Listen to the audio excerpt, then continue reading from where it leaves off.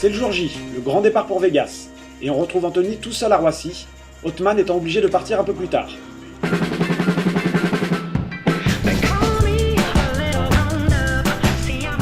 Après 12 heures de vol, on aperçoit enfin la ville.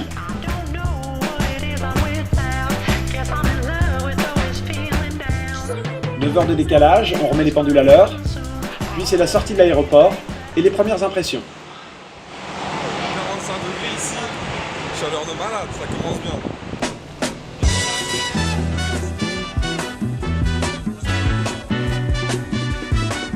Pour Anthony, Las Vegas est une grande première, et dès le taxi, il est confronté à la démesure de cette ville.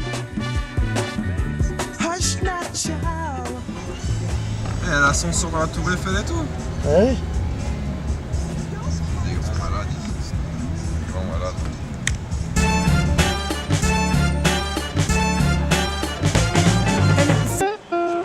Anthony me rejoint au Flamingo, je le briefe rapidement sur le déroulement de la semaine avant de le conduire à sa chambre.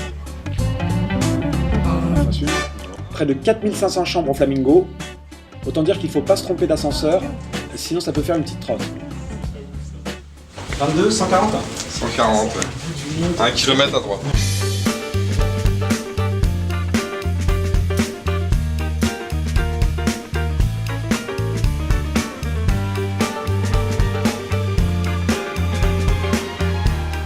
Pas le temps de s'extasier devant la vue sur le strip. Direction le Bill Gamblins Hall pour la première partie d'Anthony. Ce sera une 0,51 pour commencer. Petite discussion stratégique sur la manière d'aborder ce genre de table à Vegas. Début difficile pour Anthony, qui voit son stack diminuer après 2 mauvaises rencontres. Au bout d'une demi-heure, on est déjà à moins 200 quasiment.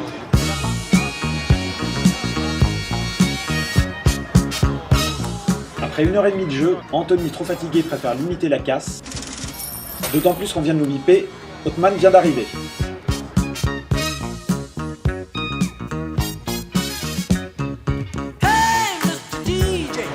Voilà. Et Othman. Ça va? Et toi? Ah bien, bien. 260 $, chez moi. Ouais. Ouais, il se fait un petit green sympa. 260, histoire de voir un peu comment les gens ont joué aux Bills.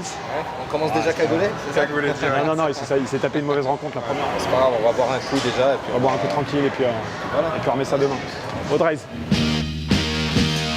Instead of making conversation.